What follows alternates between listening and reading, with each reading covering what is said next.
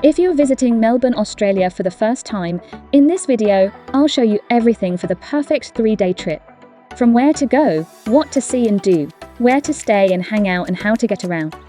Hi, I'm Annie, and 3 days is the perfect amount of time to experience Melbourne, from world-class coffee to amazing street art and beautiful parks and beaches.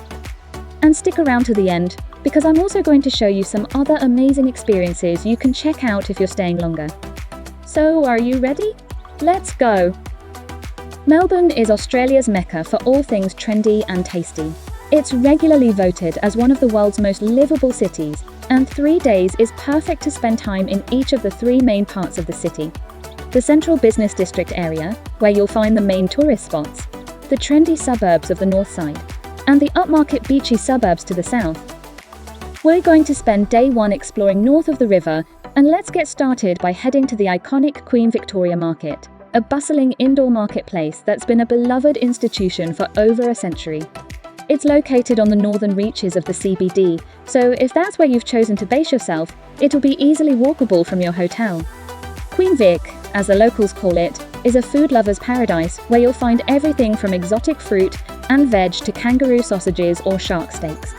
The deli counters are bursting with artisanal cheeses, fresh olives and crusty breads that will make your mouth water. And trust me, it's all fresher than anything you'll find in the supermarket. You'll also find a huge deli section and a busy food court. One of the most popular places is the American Donut Kitchen for fresh, warm donuts that are some of the best in the city. My top tip is to get here early because it can get really busy, especially at the weekends. So we're going to need some breakfast on the way. If there's an aroma you associate with Melbourne, it's roasting coffee beans. The city's thriving coffee culture is legendary and a testament to its love for all things caffeinated. In fact, Melbourne has more coffee shops per person than any other city in the world, over 2,000 of them. A great place to try near the Queen Vic is Market Lane Coffee. But if you want to find some of the best coffee in Melbourne, head to Collingwood or Brunswick, where you'll find iconic cafes like Proud Mary and Code Black. Next, we're going to take a short walk to Carlton Gardens, where you can take a stroll through the leafy pathways. And also visit the Royal Exhibition Centre, where you can take a tour up its impressive dome. Alongside the Royal Exhibition Centre is the wonderful Melbourne Museum. And I bet you didn't know, this is the largest museum in the Southern Hemisphere. You can easily spend an hour or 2 here learning about Melbourne's long history, including its Aboriginal roots and the Gold Rush era. If you're travelling with kids, you'll be particularly impressed, as there's so many interactive displays for young ones. Next, let's head over to one of the coolest neighbourhoods in Melbourne. Fitzroy is where you're gonna find the best food in the city of every kind you can imagine, reflecting Melbourne's multicultural identity, so it's the ideal place to get some lunch. There's great bars and pubs here too. And if you're visiting on a weekend, you must stop into the Rose Street Artist Market, which is packed full of local craft products. Once you're well fed and ready to move on, it's time to venture south to one of Australia's most legendary sporting venues, the Melbourne Cricket Ground, or MCG. And believe me, even if you're not a sports fan, taking a tour of the MCG is one of the best things you can do in Melbourne. Because if there's one thing you need to know about this city, is that it's absolutely mad about its sports. For Melburnians, the MCG is sacred ground, and the guided stadium tours are excellent. If you time your visit just right, you might catch an AFL game from March to September or a cricket match during the summer. Either way, the MCG promises an atmosphere that's electrifying to say the least. Attached to the MCG is the Australian Sports Museum, which is packed with memorabilia and is fun to look around if you're a sports fan. Nearby, you're also going to find Melbourne's other stadiums, like the Rod Laver Arena, home of the Australian Open tennis. The stadiums are all located adjacent to the Yarra River, so it makes perfect sense to round out your day by taking the 20-minute walk along the river back to the CBD. Bars and restaurants line the route as you near the CBD, so pop in for a drink if you find them calling to you. When it comes to food, Melbourne is a paradise for foodies. Explore the vibrant street food scene, where food trucks and pop-up stalls offer a diverse array of culinary delights from around the globe. Venture to Fitzroy, the bustling neighbourhood on the north side, where you'll find some of the best food in the city and known for its melting pot of flavours that reflect Melbourne's multicultural identity. You can also try Lygon, Melbourne's version of Little Italy, a gorgeous street full of shady cafes and restaurants. Or Chinatown, where you'll never be short of choice. The South Bank, looking out over the central business district, is another area full of great restaurants, bars and pubs, with spectacular views at night when the skyscrapers are lit up. Whether you're looking for a buzzing city hotel or a discreet neighbourhood hideaway, Melbourne has plenty of choice to offer. You'll find most of the larger hotels around the CBD area, but there's also plenty of smaller hotels in the leafy backstreets of the happening neighbourhoods. And there's plenty of choice from Airbnb or Vrbo if you want your own place. There's still plenty more amazing places coming up to show you, but if you're dreaming about all the places in the world you want to see, interested in discovering new places and watching videos like this, and this, then why not subscribe and leave me a comment about your dream travel destinations? We're going to spend day 2 in and around the CBD, so let's kick things off with breakfast in the city. One place you have to try in this area is the Lune Croissanterie. These world-renowned pastries take 3 days to make and have become a Melbourne attraction in their own right. The taste, the coffee, the atmosphere is all a unique experience, but you'll need to get there early. There's always a queue. Like all Australian cities, Melbourne has clean and affordable public transport, and the easiest way to get around is to use the extensive modern tram network, which covers the city centre and suburbs. Rides within the CBD area are free. Outside of the free tram zone, you'll need to purchase a Myki card. As well as being one of the best cities in the world for coffee, Melbourne's laneways are home to some of the best street art you can find anywhere. You'll find them a short walk away from Flinders Street Station in the CBD area. You'll be greeted by a kaleidoscope of colours and creativity that showcase the city's vibrant art scene and provide a canvas for local and international artists to express themselves. Some of the best to head to are AC/DC Lane, which pays homage to the iconic Australian rock band and showcasing the city's passion for live music. Hosier Lane with its ever-changing murals and graffiti that reflects the city's dynamic spirit. And Duckboard Place, home to Melbourne's only Banksy. Each laneway tells a unique story, inviting you to explore and discover the beauty that lies around every corner. Next, we're going to swing by Flinders Street Station and Federation Square.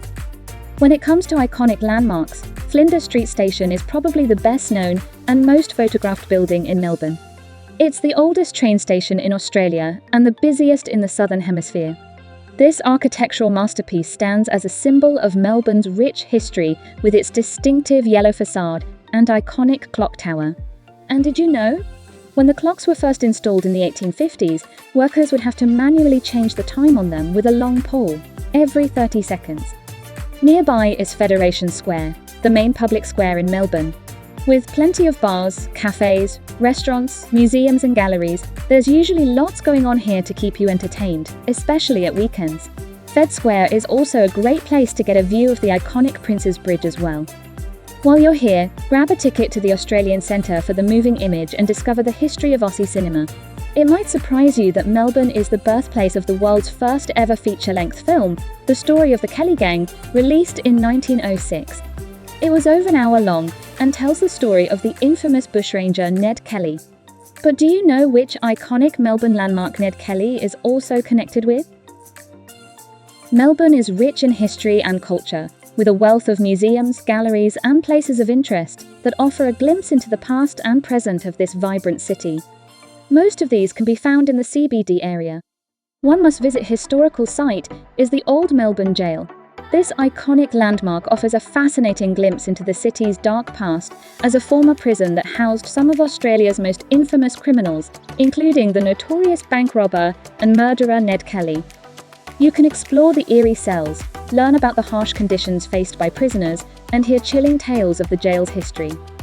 More than 130 outlaws were executed here in the 80 years the jail was open from the mid-1800s, and you can see the death masks of some of these prisoners, plaster molds of their faces after their execution. An altogether different place to visit is the Melbourne State Library, one of the most photographed spots in the city. It's right across the street from the Old Melbourne Jail. Head up to the Dome Galleries and take the lift to the famous viewing platform for an amazing panoramic view of the library's interior space. We'll venture next to Melbourne's arcades. If you like shopping and beautiful architecture, this is going to be an exciting stop for you. In particular, the Royal Arcade and Block Arcade have stunning, heritage-listed architecture and boutique shops that offer a mix of luxury brands and local designers. For the rest of the afternoon, it's all about museums, and there are two that I highly recommend checking out. If you're an art lover, then head to the National Gallery of Victoria, home to an impressive collection of Australian and international art. It's the oldest art museum in Australia, and you'll find it on the Yarra River's south side. It's home to over 70,000 works of art, from contemporary masterpieces to classical pieces from Picasso, Rembrandt and Turner, along with a wide range of exhibitions that showcase the beauty and creativity of the art world. It's totally free to visit. Wander through the galleries and be inspired by the stunning artworks that grace its walls. Another option is the Immigration Museum, where you can learn about the stories and experiences of many generations of migrants who decided to leave their lives to make Australia their home and the difficulties they faced once they arrived. We're going to finish off day 2 with another place for great views of the city, the Eureka Tower Skydeck. From the 88th floor, you'll be treated to 360-degree views of Melbourne, stretching from the hipster neighbourhoods of the north to the beachy suburbs to the south. It has the fastest elevator in Australia and a great outdoor terrace area where you can take photos. There's also the Edge, a glass box that extends into the air outside of the building, allowing you to look through the glass floor to the city 300 metres below. And as a special experience, you can have dinner at Eureka 89, a high-end restaurant on the top floor of the tower. Melbourne has a well-deserved reputation for nightlife, with plenty of bars, nightclubs, and live music, both in the CBD area and also the northern suburbs. Or for something a little different, how about a nighttime kayak tour, or perhaps the spine-tingling Hangman's Night tour at the old jail? It's our last day in the city, and we're going to spend this south of the river. A quick warning though, today involves a fair bit of walking, so be sure to wear your sturdiest shoes. We'll start today by taking a ride on the number 58 tram, which runs from the CBD to South Yarra, where the Southsiders come to eat, shop, and play. It's a great area to grab some breakfast, and once you're fueled, we're going to walk alongside the river to Melbourne's Royal Botanic Gardens. The Royal Botanic Gardens are a peaceful urban oasis in the heart of the city, with a stunning array of native and exotic plants. Here you can stroll along winding paths, go punting on the lake, or have a picnic on the grass. One of the best spots to visit is Guilfoyle's volcano, actually a water feature, where you can get a great view of the city skyline from the viewpoint. Melbourne's Royal Botanic Gardens are a delight to wander around, so aim to spend at least an hour absorbing this precious green space.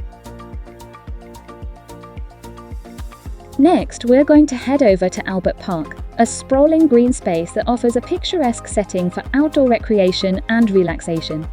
It's also where the Formula 1 race takes place, and if you want, you can walk, drive or cycle around the circuit.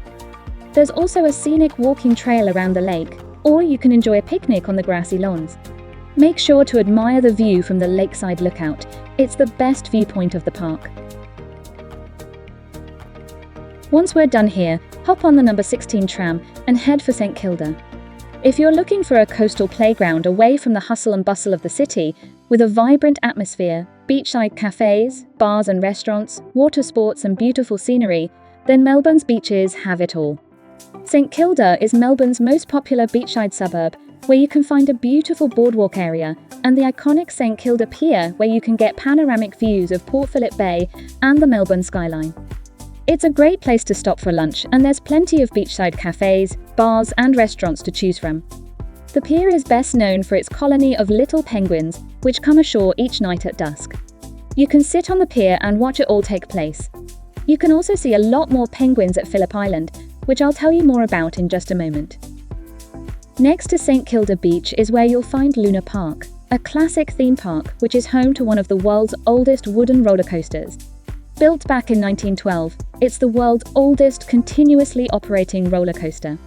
Reaching speeds of 60 kilometers an hour, it follows a track around the perimeter of the park, offering plenty of thrills and spills. Amazingly, The roller coaster is still operated manually by somebody operating the brakes from the back car as it goes around.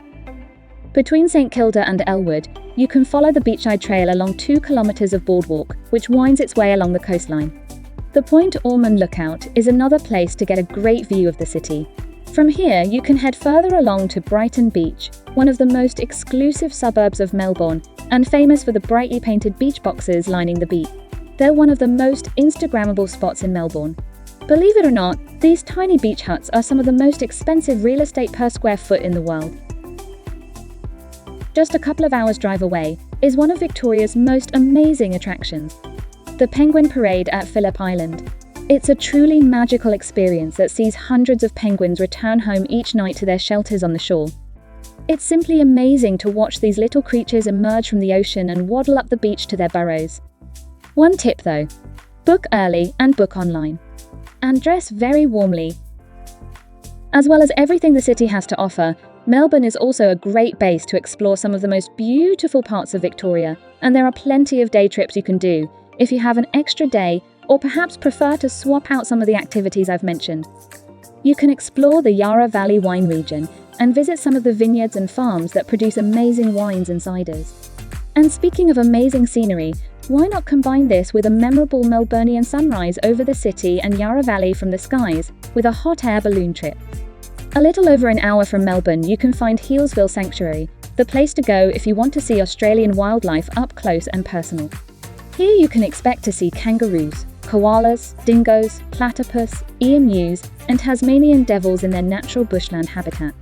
Still part of the Greater Melbourne area are the Dandenong Ranges, where you can find beautiful scenery and hiking trails like the popular Living Bush Nature Walk or the more challenging 1000 Steps. The Dandenong region is also where you'll find the much-loved Puffing Billy steam train that winds its way through the bush. It's a great day out for young and old, and the open carriages allow you to stick your legs and head outside as the trees rush by. Another of Victoria's most amazing things to see is the Great Ocean Road, probably the best road trip in the world, where you'll get to see 150 miles of stunning coastal scenery, lighthouses, forests, and the amazing 12 Apostles. It's the perfect way to extend your Melbourne visit. So you're going to want to check out this video here next for my perfect 3-day itinerary of everything there is to see and do on the Great Ocean Road. With that said, thanks for watching. Don't forget to subscribe and leave me a comment. And I'll see you on the next video.